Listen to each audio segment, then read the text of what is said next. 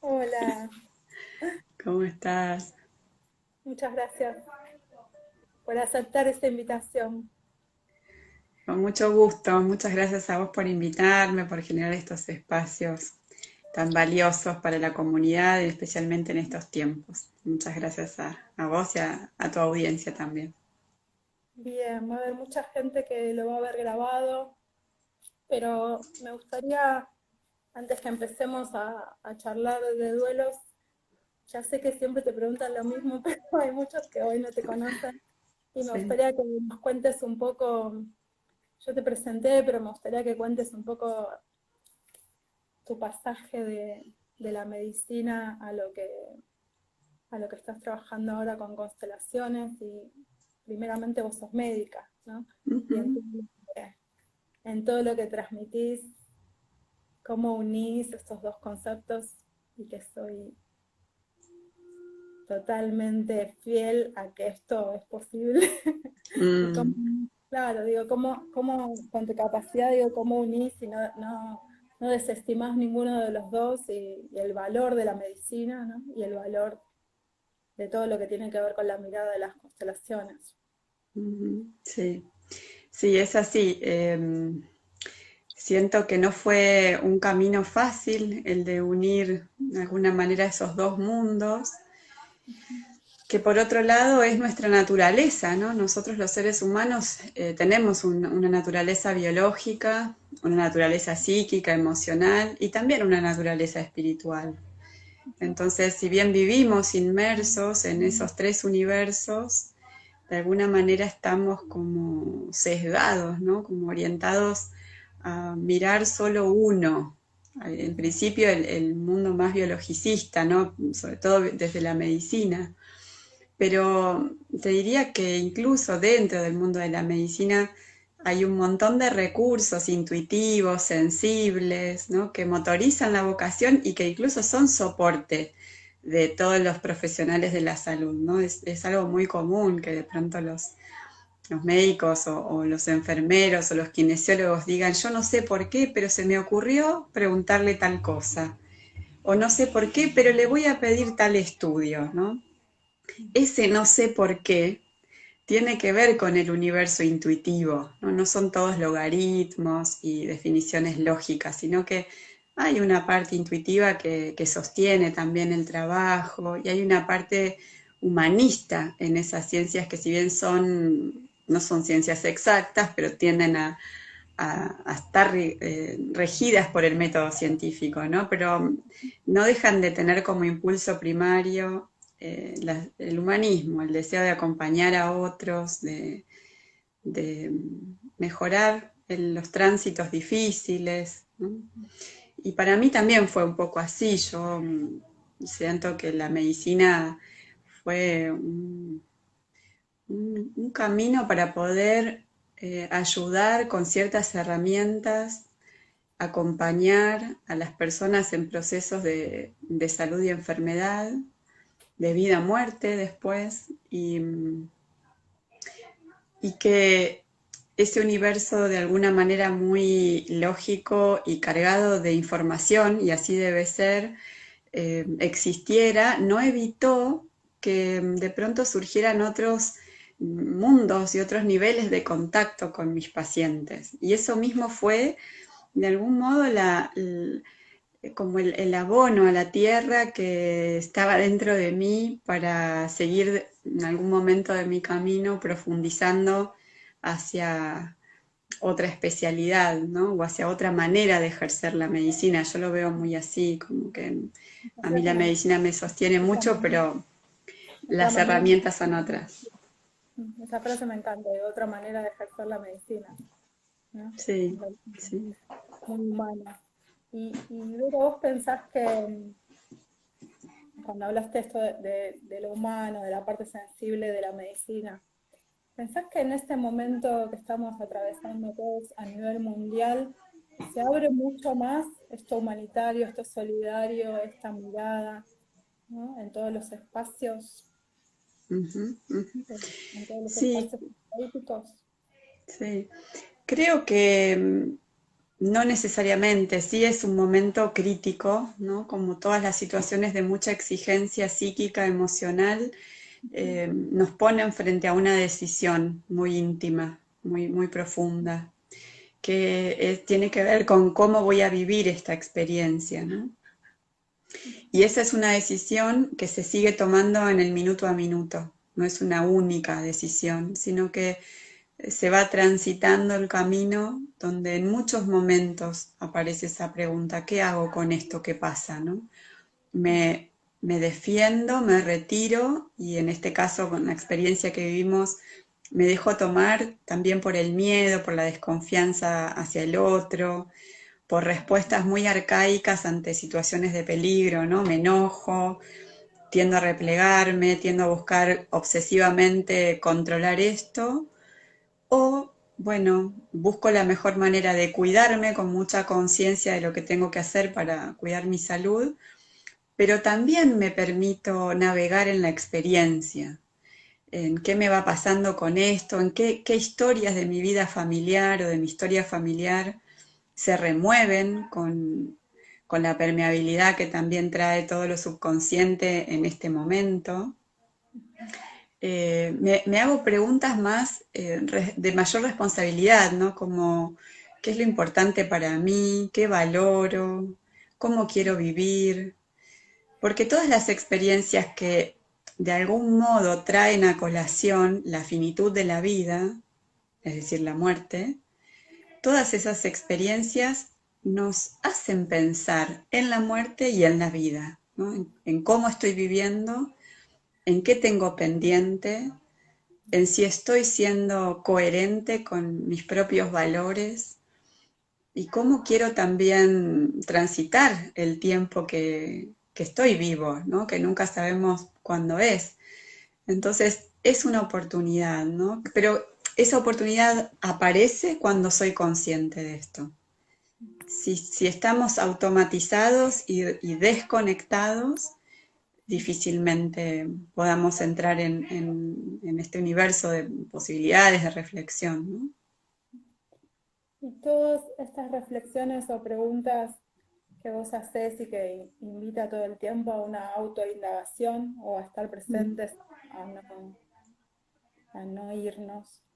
mm, Creo que todos en este momento, con la situación que estamos atravesando, todos estamos en un duelo, todos estamos atravesando por un duelo. Pensaba mucho, más allá de que uno identifica duelo con muerte o pérdida, pensaba en los espacios, ¿no? Bueno, mm, por ejemplo, yo a mi papá no lo veo desde marzo, ¿no? mm, En estos espacios donde el tiempo ya no está. mm. Y ahí la pregunta es si vos crees que en realidad todos ahora, de una forma u otra, estamos atravesados por un duelo. Sí, creo que sí, que seguramente son duelos de diversas áreas.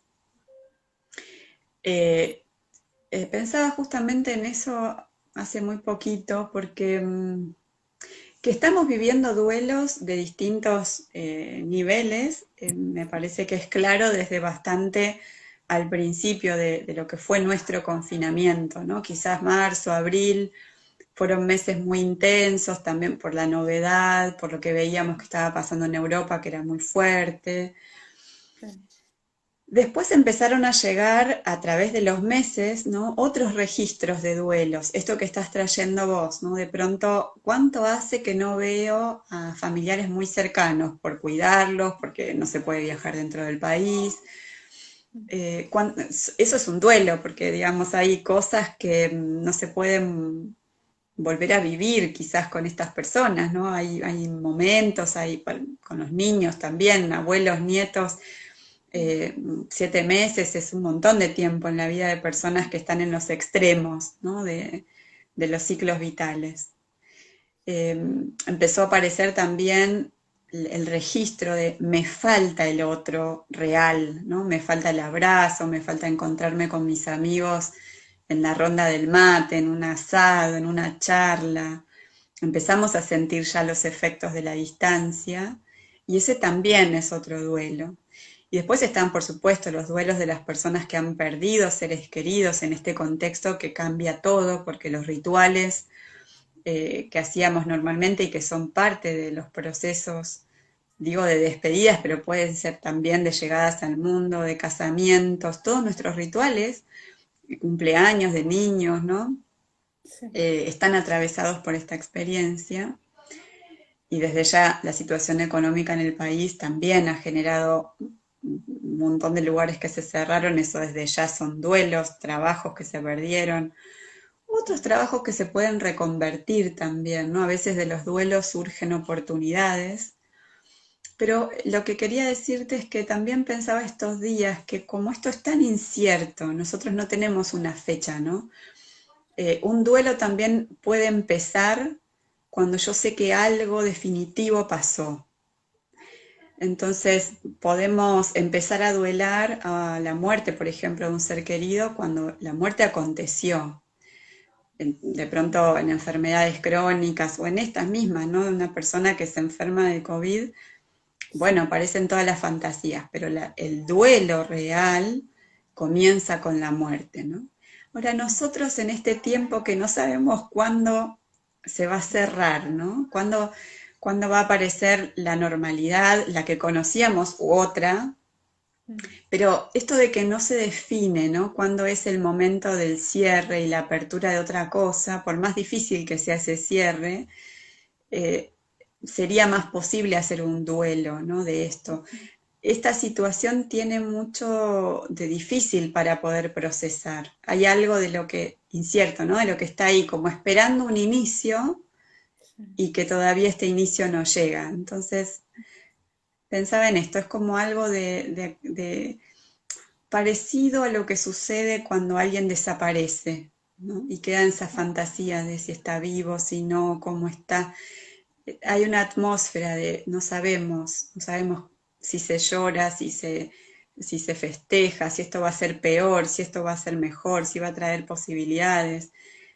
Y me parece que al nombrar esto, también estoy nombrando algo de lo que segura está en juego en una situación de estrés social, que es la reapertura de viejos traumas sociales, viejos y no tan viejos, pero por lo menos no de este presente, como que se alimenta el trauma actual de otras experiencias del pasado, ¿no? De cómo se vivió ese pasado. Y esto que decís del pasado, ¿sentís que si en esta época yo tengo personas muy cercanas, aparte de consultantes que han perdido a sus padres, eh, ¿no? Y esto de no haber podido hacer el ritual, ¿no? Esto que vos nombrás, Ujú. lejanía de la despedida, ¿sentís que estos duelos en este momento son más difíciles o con más carga o simplemente hay que atravesarlos de la misma forma, ¿no? De la misma forma si no estuviéramos en confinamiento. O, por ejemplo, Ujú. ¿qué dirías a cuando hay múltiples pérdidas en este momento? Sí, claramente esta situación es más difícil porque hay elementos que están surgiendo con el distanciamiento y con la pandemia que no están en una situación de muerte en nuestra vida habitual, en nuestra vida previa, ¿no? Hace muy poquito falleció una paciente mía en este contexto, ¿no? Y entonces yo estuve en comunicación con su familia, acompañándolos, y una de las cosas que les dije a los familiares es, pidan para ir a verla, aunque ya había fallecido, ¿no? Aunque estén a una distancia, aunque no la puedan tocar, pero véanla. Y fue muy interesante porque cuando volvimos a hablar después de esto, lo que me decían es, me di cuenta que era ella, ahí vi que era ella, que estaba así, que esto había pasado, ¿no? Con esto lo que quiero decir es, al no ver a la persona, nosotros empezamos el duelo de la muerte, por ejemplo, cuando vemos el cuerpo del ser querido que está sin vida. Esto es algo temido y necesario, muy importante en ese contexto, porque es ahí donde empieza un registro, ¿no? De que esto es realmente cierto. Hay un profundo nivel de negación que también acontece ante el shock de la muerte. Entonces, en algún lugar, el no poder ver el cuerpo opera, ¿no?, a favor de esa negación. Y aunque sepamos que esto fue así, es más difícil, cuesta más como empezar el proceso porque faltó ese primer paso, ¿no? Eso de poder ver, de tocar, de sentir. Por eso el ritual, ¿no?, según las distintas creencias, pero en general en los rituales hay un tiempo donde se puede estar en familia, en comunidad, despidiendo a la persona querida, ¿no? Todo eso que estoy nombrando, en familia, en comunidad, vienen los amigos, vienen los parientes lejanos, están los cercanos, están los amigos propios, gente que uno de pronto ni se acuerda o algunos no conocen, ¿no? Pero toda esa comunidad que se hace presente en ese momento sostiene mucho a la familia. Hay muchísimo que se puede significar y resignificar en esas horas. Es muy valioso ese tiempo. Los chistes que se cuentan, las anécdotas, los momentos de llanto, de risa compartida, ¿no? Es un fenómeno que para el psiquismo de las personas más cercanas es muy valioso, es muy reparador y organizador de la experiencia de la muerte. Todo esto no lo tenemos porque no podemos ver el cuerpo. Bueno, ahora hay nuevos protocolos que en algunos lugares se están instalando y que me parecen muy importantes. Hace muy poquito igual. O sea, Hace muy poquito, sí, por eso cuando pasó esto con mi paciente fue un pedido, ¿no? Yo les dije, pídanlo, no está instalado, pero pídanlo ustedes porque esto es muy importante. Así como también les dije, escríbanle algo, en un texto, que los nietos dibujen algunos dibujitos, que haya una experiencia de comunidad y de despedida, aunque sea simbólica, que cuando digo aunque sea no le quito valor, pero por supuesto no es igual que una experiencia real, pero es muy importante, ¿no? Esto de que de pronto desaparece esa persona, no se la ve más y no hay nada. Ese vacío de significación es muy difícil de elaborar para la mente. Entonces, creo que es más difícil, creo que esto puede dejar huellas, porque son duelos que pueden terminar siendo traumáticos o duelos congelados, ¿no? Que no se pueden empezar siquiera, porque eso es como que queda una especie de pausa y que no se puede generar el movimiento natural del proceso del duelo. Y como te decía recién, el hecho de que no esté la comunidad, porque estamos aislados, no nos podemos encontrar, no podemos generar un espacio conjunto, también hace más difícil. Pero todo esto creativamente se puede como recrear, ¿no? También hay personas que están haciendo, no sé, encuentros, claro, encuentros por Zoom, que buscan un sacerdote o una persona de la propia creencia que diga unas palabras, en fin, es como lo importante es saber que necesitamos sostener esos rituales, aunque sea, y digo aunque sea, pero es con la importancia que tiene, con los recursos que tenemos, porque este recurso es muy valioso. Que estemos hoy nosotras conversando, un montón de distancia con muchas personas y que después otras personas puedan escuchar, ¿no? Esto es muy valioso, tanta gente que está abriendo espacios de comunicación y de ayuda, ¿no? A todo el entorno, realmente son recursos que hoy tenemos y que antes no estaban y que pueden hacer la diferencia. Entonces, sí es más difícil, pero es posible. Lo que yo diría, como me parece importante transmitirlo en esos casos, es generar los espacios, ¿no? Si no pueden las personas que han vivido la pérdida porque están muy tocados por eso, que alguien en el entorno pueda generar los espacios para compartir ese momento en familia, en comunidad, ¿no? Que se brinden espacios de despedida. Eso es muy valioso, muy necesario.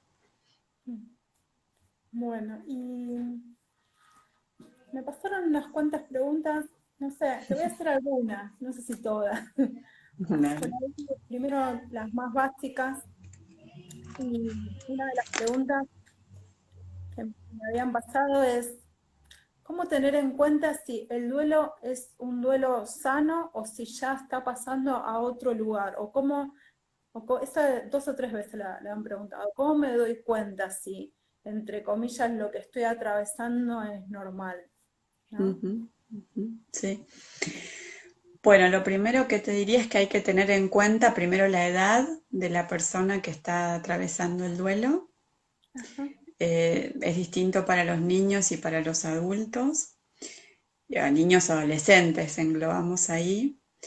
El tiempo que ha transcurrido desde el momento de la pérdida, pero podría decirte que en principio un duelo lleva tiempo, con lo cual tenemos que considerar que un duelo no se hace ni anticipadamente ni rápidamente, sino que ahí cuando pasa todo muy rápido, posiblemente haya una detención en el proceso de duelo, ¿no?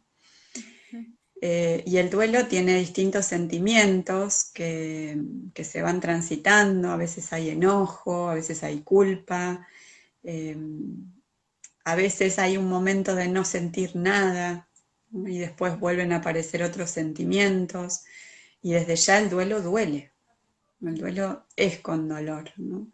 Entonces, sí tiene que ser un dolor que se pueda sostener. Si el dolor se vuelve demasiado intenso o agobiante, bueno, a veces o el psiquismo mismo trata de equilibrar y entonces por un tiempo nos desconectamos o hay que pedir asistencia o buscar ayuda.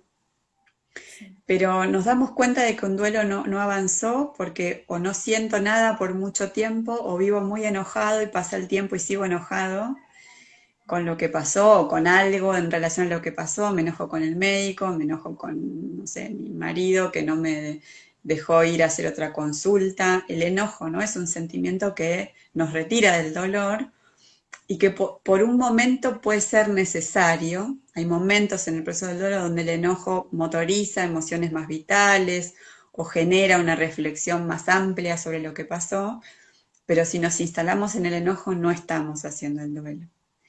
Si no podemos hablar de la persona que hemos perdido, tampoco estamos haciendo sanamente el duelo. O si hablamos riéndonos todo el tiempo de eso, ¿no? Como muy rápidamente llevándolo al terreno de la resolución, ¿no? Ya lo tengo tan resuelto que puedo reírme, que puedo hacer chistes.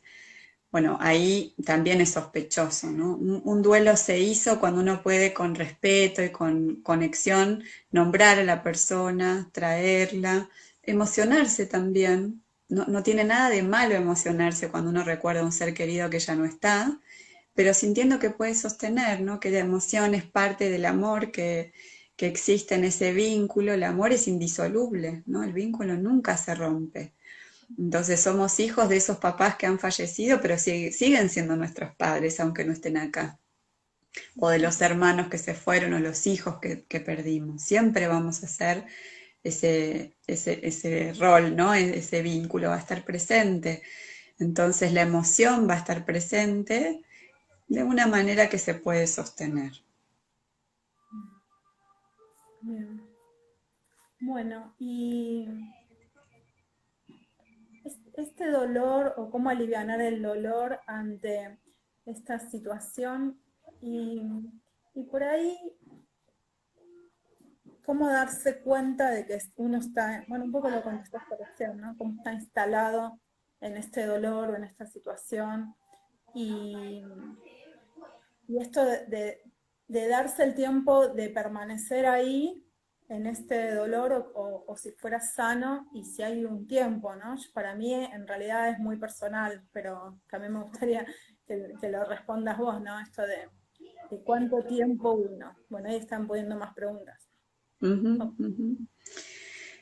Eh, bueno, también yo creo que los duelos que se produzcan ahora van a abrir otro panorama, ¿no? Por esto que estábamos hablando, porque es posible que lleve más tiempo salir de la negación para quienes no han visto nunca más a ese ser querido. sí. Como caer, ¿no? Caer en que no es que está de viaje, no es que es un silencio, sino que no está más. Caer en eso bueno, es uno de los actos más exigidos para el psiquismo. Nosotros tenemos poco ejercicio en la integración de la muerte, ¿no? Un poco culturalmente, hay otras culturas Totalmente, sí. que todo el tiempo están hablando de la muerte y en conexión con los vivos, los muertos, y los niños tienen ya un acceso muy diferente a esto, ¿no? Nosotros no tenemos entrenamiento, no solo no tenemos entrenamiento, sino que corremos para el otro lado, ¿no? Queremos evitar la muerte, evitar el dolor, evitar el envejecimiento, o sea, estamos como en contra del movimiento natural de la vida, ¿no? Si hay algo que va a pasar y es condición de la vida misma, es el momento de la partida, ¿no? No tenemos ejercicio en esto, entonces es como que de pronto, en este momento es como si nos ponen a hacer un triatlón y fuimos totalmente sedentarios, ¿no? Estamos súper exigidos ahora. Con lo cual creo que los tiempos de lo que suceda en este tiempo van a ser otros, ¿no? Pero en general se habla de un tiempo de un año para un proceso de duelo, de un familiar cercano, querido. Un año como para decir la persona pudo darle una vuelta al tema, ¿no? Pudo aceptar la pérdida, pudo vivir las emociones del enojo, de la culpa, del dolor, moviéndose dentro de ese mapa. Sí. Y al final de ese año, que a veces aparecen estas referencias, ¿no? Las personas dicen, hace un año estaba con mi papá, con mi mamá en tal lugar, ¿no? Cuando ese ciclo se cerró y ya no hay más días, experiencias que se vivieron con esa persona hace un año, muchas veces ahí empieza un nuevo momento del duelo, que no significa que el duelo esté listo, sino que, bueno, se abre otra etapa, ¿no? Una etapa donde es como si en algún lugar se dijera, sobreviví a esta gran exigencia de la pérdida, ¿no? Pude mantenerme en pie, pude mantenerme vivo, pude sostener mi vida eh, después de este tiempo ante algo tan exigido para mí. Entonces, un año es un tiempo interesante para que pasen muchas cosas. Si durante ese año se van transitando estos momentos, podemos decir que es posible que ese duelo esté bien encaminado. Ahora, si durante ese año me quedé en un sentimiento o en no puedo hablar, a veces es una atmósfera, ¿no? Es como uno siente que no puede nombrar esto con esa persona porque aparece esto, ¿no? Lo voy a conmover mucho, le va a hacer mal, se va a angustiar, ¿no? Quiero decir que en general es todo lo contrario, que muchas veces las personas necesitan un espacio con otro para hablar de esto. Los duelos no se viven en realidad en su completud en soledad. Necesitamos del otro en muchos momentos, ¿no? Hay momentos que sí, que son íntimos y es para adentro, pero hay muchos otros momentos donde el poder traer esto con un otro nos da fuerza, porque sentimos que ya no tenemos tanto miedo, ¿no? A hablar de esto, y que si estamos emocionados, el otro no se va a ir corriendo, sino que se puede quedar y estar también en la emoción juntos, ¿no?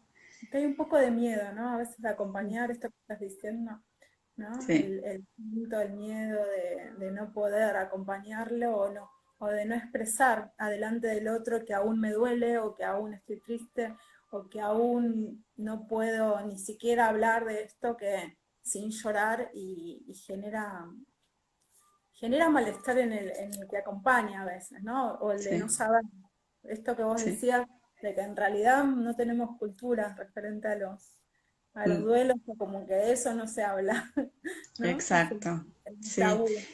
Sí, y esto que decís me hace pensar en dos cuestiones.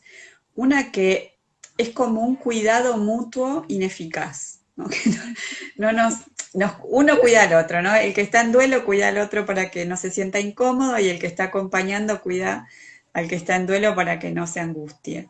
Y digo que es ineficaz porque es justamente lo contrario a lo que muchas veces necesitamos. Necesitamos el encuentro, la confianza, Y en ese sentido, quien está acompañando, que puede ser un amigo, que puede ser un vecino, que puede ser la pareja, ¿no? Y desde ya el terapeuta, pero el que está acompañando no tiene que darle las grandes soluciones al otro, porque en estos temas no hay nada que uno pueda hacer. Lo que una persona que está en duelo necesita es que haya alguien ahí que no se le tire encima, ¿no? Que no, además el que está en duelo tiene que consolar al que lo está escuchando, ¿no? No, que esa persona pueda estar en su lugar y en la mayor presencia posible y simplemente decirle, bueno, yo estoy acá y te acompaño en esto, en silencio, te acompaño con mi corazón abierto, te acompaño escuchando todo lo que te sigue dando vueltas en la cabeza, ¿no? La culpa, la pregunta de qué hubiera pasado si hubiera sido, te escucho y estamos juntos, ¿no? Hasta que todos esos fantasmas se puedan terminar de ir. Y hay lugares muy infernales de los duelos, ¿no? A veces los duelos muchas veces ocurren en momentos que uno nunca se imaginó. Entonces quedan cosas pendientes. Entonces a veces se muere un hermano y... Justo están preguntando eso. Queda Ah, pendiente la despedida con mi padre, cómo lo supero, cómo supero la culpa de esta gran despedida que no tuve. Justo están preguntando eso. sí, exacto. Entonces a veces la culpa es porque no nos podemos despedir y a veces la culpa es porque justo la última vez que nos vimos nos peleamos y estábamos muy enojados y no hablamos por mucho tiempo y después esa persona muere, ¿no? Entonces el duelo del que queda es muy, muy difícil porque está atravesado por todo eso. Con lo cual, digo, el valor de una persona que esté ahí, ¿no? Sosteniendo, acompañando, escuchando, ¿no? Hasta que quien está atravesando esto puede de alguna manera exorcizar todos esos pensamientos y estar, ¿no? Estar con ese, en el fondo, con la naturaleza propia de la ausencia de ese ser querido, ¿no? Que es lo que nos cuesta más integrar, esa ausencia, ¿no? Todo lo demás son como laberintos en los que a veces entramos para no llegar ahí, porque lo que no podemos en el fondo procesar es la ausencia, es esa separación que nos enfrenta profundamente con el sentido de la vida, ¿no? Y con preguntas muy existenciales, ¿no? Como qué pasa después y si nos encontraremos y cómo es ese pasaje o cómo son esos mundos, ¿no? Entonces pensaba en esto y también pensaba en que las familias también transmiten una educación, a veces muy explícita y otras veces más tácita, sobre qué hacemos con nuestro mundo emocional, cómo expresamos nuestras emociones. Y esta es una experiencia muy clásica de los inmigrantes, ¿no? Muchos, muchos inmigrantes. Nuestro país está armado de historias de cortes, ¿no? De separaciones de las familias, de los lugares, de las culturas. Entonces muchos inmigrantes, bueno, convivían dentro de su seno familiar con la idea de que no hay que hablar de lo que es doloroso y difícil, mejor dejarlo atrás, porque si uno lo nombra vuelve la emoción, ¿no? Y seguramente esto fue un recurso para esas experiencias tan dolorosas y difíciles, pero a la vez que recurso, en ese momento, después fue una cárcel, porque todo eso que no se pudo sentir, procesar, integrar, expresar, quedó en la familia, ¿no? Ya como un modo de funcionamiento y trae muchos problemas no poder sentir o expresar las emociones. Entonces esto es aprendido también. Esto no que hablábamos recién, no le pregunto porque se va a poner mal. Eso es totalmente aprendido. Hay que desaprenderlo, ¿no? O no poder sostener el simplemente estar ante Mm, el dolor del otro, ¿no? Es esta sí, cosa de cambiemos de tema, hablemos de otra cosa, salgamos, ¿no? Esta cosa de poder sostener cuando el otro está atravesando este gran dolor y que solo hay que estar, ¿no? Esta cosa sí, de poder sostener y siento que en realidad es cultural, ¿no? No es totalmente. a alguien que le pasa, ¿no? Como que No, es una cosa sí, aprendida, como decís vos, esto que traemos todos. ¿no? Que venimos Y como es, atravesados por esas historias. y es tan así, es tan cultural, que fíjate que nosotros naturalmente, ¿no? Los argentinos, cuando nos saludamos, ¿qué nos decimos? Así, cuando nos vemos y antes nos dábamos un beso, ya volverán los besos y los abrazos. Pero ¿qué nos decimos? Lo primero que nos decimos es, hola, ¿cómo estás? Sí, Esperando que totalmente. del otro lado venga un, hola, bien, y vos, bien, ¿no? Y en el fondo, esa, digo, por supuesto que hay una buena intención, pero si nos quedamos observando, es como si no hubiera lugar. Es como difícil decirle, no, no, hola, ¿cómo estás? Y no estoy bien. Es muy fuerte, ¿no? Entonces es tan fuerte el impulso de que estamos bien, que se Ujú, impone en el primer instante del encuentro. ujú, Desarmar eso después a veces es trabajoso. ujú. Entonces fíjate hasta dónde está presente, ¿no? Escucha también de lo que decís, porque apenas cómo estás, no estoy escuchando lo que vos me vas a decir, ¿no? Claro, Estoy directamente queriendo contestar o no esperando esa respuesta exacto. de otro. Ujú, sí. Bien, Mm. bueno. Te leo algunas preguntas más, ¿tienes ganas? Dale, dale, dale. Otra es no poder despedirte de tu papá, verlo ni estar con él en sus últimos momentos por la pandemia, entonces eso me generó mucha culpa. Y a veces pienso en esta culpa o cómo superar esta culpa. Mm. Bueno, en ese caso, si no fue posible despedirse, en términos de lo real, sería muy importante poder hacer alguna despedida simbólica, ¿no? Entonces, quizás tener la posibilidad de escribirle, escribir una carta, escribir lo que sientas, ¿no? Lo que quedó pendiente, lo que te hubiera gustado decirle, lo que agradeces, lo que te duele esto, lo que te genera culpa también. Permitirte motorizar todos esos sentimientos.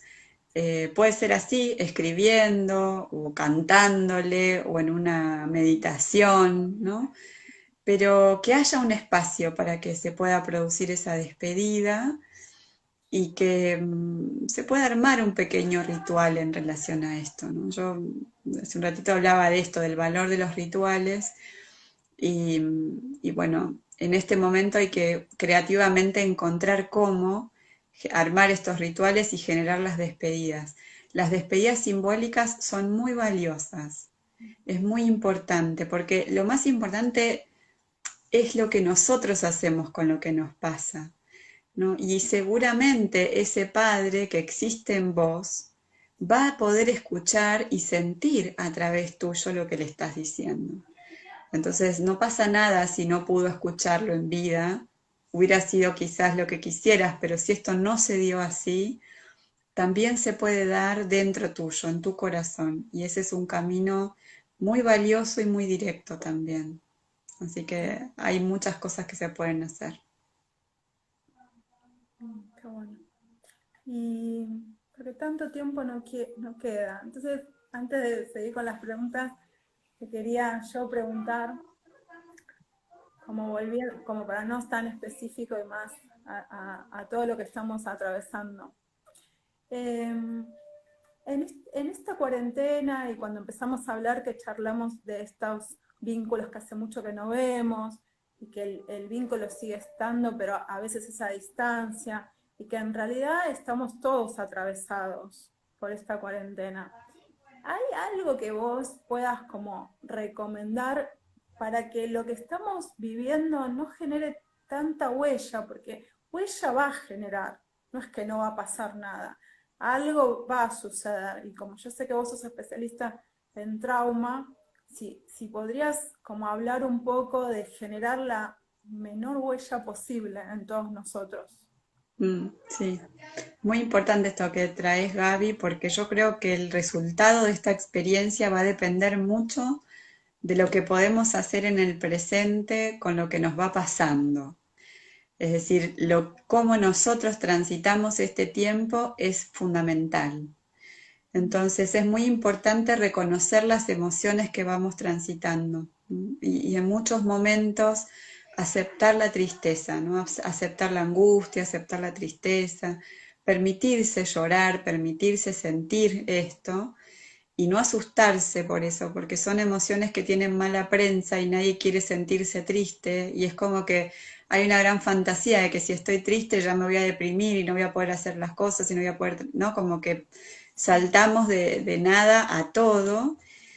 Y la verdad es que no necesariamente esto es así, al contrario, si uno puede vivir la emoción en el momento en que se presenta, la emoción, lo dice la palabra, es un movimiento, entonces si uno puede ejecutar ese movimiento dentro, y por supuesto el cuerpo para eso es un medio, después se siente mejor. Cuando uno puede llorar un ratito, después viene una calma, ¿no? Hay algo que se puede aliviar cuando se descarga la emoción. Entonces, permitirse momentos de tristeza. También buscar estar en contacto con personas que sean significativas para nosotros y con las que podamos hablar también más honestamente, ¿no? A veces se dan muchas conversaciones muy sociales que no están mal, pero que a veces quedan como con sabor a poco, ¿no? Y entonces permitirse tener un espacio para poder hablar más profundamente con algunas personas, ¿no? De cómo me siento, de qué me estoy dando cuenta en este tiempo, a qué temo, qué fantasías tengo, qué registros me vienen, ¿no? Tener espacios de reflexión personal, eso es muy importante, porque la resiliencia surge como fruto de la indagación personal. La resiliencia no es resistencia, no es me banco todo y a mí no me pasa nada. La resiliencia es es el producto de un profundo proceso que hacemos dentro nuestro con todo lo que pasó. Entonces, para hacer proceso hace falta darle lugar a lo que me pasa profundamente, ¿no? Entonces, estar en conexión con otros, estar conectados, ¿no? Cuando digo conectados no es con la pantalla delante y fuera de mí, es todo lo contrario, ¿no? Es claro, ese es como un desconectado cuando parece que estoy conectado, ¿no? Es conectado con el otro, con un otro que me pueda escuchar o a quien yo pueda escuchar y conectado conmigo. La salud es conexión. Entonces, fíjate que este tiempo en ese sentido, nos exige mucho porque pareciera que hay que estar lejos. Y el fantasma del miedo también nos pone lejos. Entonces, la naturaleza de la conciencia es el soporte para poder ir hacia una conexión eh, trascendente con el otro y conmigo mismo, ¿no? Donde se puede superar ese miedo y a su vez darle un buen lugar a todo esto que está pasando y en un sentido, una profunda transformación. Yo creo que este tiempo puede ser de un cambio muy valioso para todos los que se permitan dejarse modificar por la experiencia, ¿no? Porque hay una frase que dice Bert Hellinger que es libre es aquel que se deja transformar. Y él lo dice en este sentido, el que se deja transformar. Las experiencias vienen, pero las experiencias por sí mismas no nos hacen nada. El tiempo tampoco cura nada por sí. Lo que cura, lo que transforma es aquello que nosotros permitimos que nos pase. Entonces este sería como el sentido, ¿no? Permitirme en el contacto con la tristeza o con la angustia o con el darme cuenta de lo valioso o con ir hacia el encuentro desde otro lugar, ¿no? Con las personas que valoro, que quiero o con otros simplemente. Y por ahí una de las, sí, la última, pues ya no nos queda más tiempo. Nuestra experiencia y lo que estamos atravesando ahora, sabemos que para nosotros es nuevo y que es la primera vez que pasamos por una pandemia y nuestros ancestros pasaron por lugares muy similares, ¿no? Donde han pasado por guerras, o han pasado por miseria, o han pasado escondiéndose, o han pasado por pestes. Esta huella de nuestros ancestros y esta memoria de ellos que de alguna forma llega hasta nosotros, y este atravesar en este momento es traerlo a liviana, a ser consciente de esto a liviana, o cómo sería integrarlo a lo que estamos viviendo hoy. Es Mm, muy amplio, pregunté, pero bueno, como para cerrar me gustaría algo que tenga que ver con nuestra historia, nuestros ancestros, lo que estamos viviendo, ¿no? Y que también tiene sí, que ver con los duelos de ellos, porque yo digo, esta unión de sus duelos con nuestros duelos. así es. Lo primero que me surge decirte es que tenemos en nuestro cuerpo y en nuestro universo psíquico, emocional, espiritual, múltiples recursos que tienen que ver con millones de experiencias que han pasado nuestros ancestros y que han logrado sobrevivir y sobreponerse y reinventarse y recrearse y buscar nuevos paisajes y nuevas situaciones y seguir adelante. O sea que somos el fruto de muchísimas experiencias desafiantes que ellos le encontraron la vuelta, la manera, ¿no? El corazón para seguir teniendo esperanzas en medio muchas veces de un horror que es para nosotros inimaginable.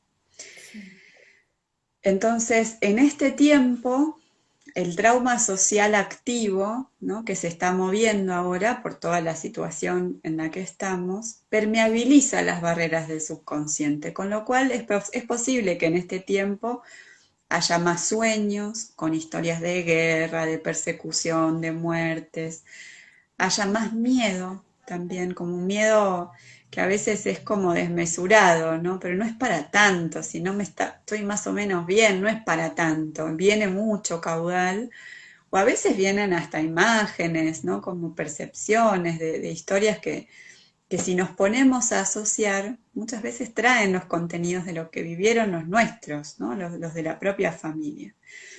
Entonces es una gran oportunidad para revisar la historia y darse cuenta de esto que acabo de decir hace un ratito. Qué fuerza que hay en ellos, ¿no?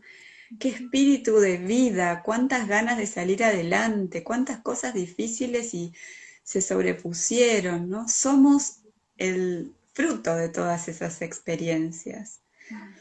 Y en nosotros habita ese profundo amor de los ancestros que dicen, te des mi fuerza, ¿no? Tenés mi impulso, tomalo y seguí adelante, porque la vida va a seguir y puede seguir con mejores condiciones para todos, si esta gran oportunidad de este tiempo la tomamos con sabiduría, con compasión, con humanidad, con benevolencia. Hay como muchas oportunidades, ¿no? Pero depende de cada uno de nosotros también. Qué lindo. Bueno, gracias. Gracias Bueno, por esta charla. Gracias por darnos tu tiempo. Y la verdad que terminar con este mensaje me parece súper alentador.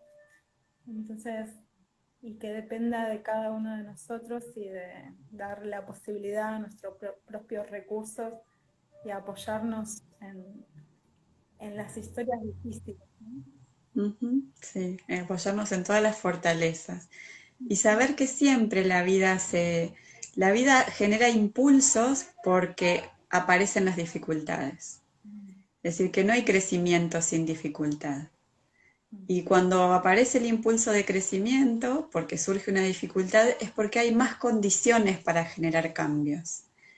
Entonces, en ese sentido, es una gran oportunidad y es muy íntima, es en cada corazón.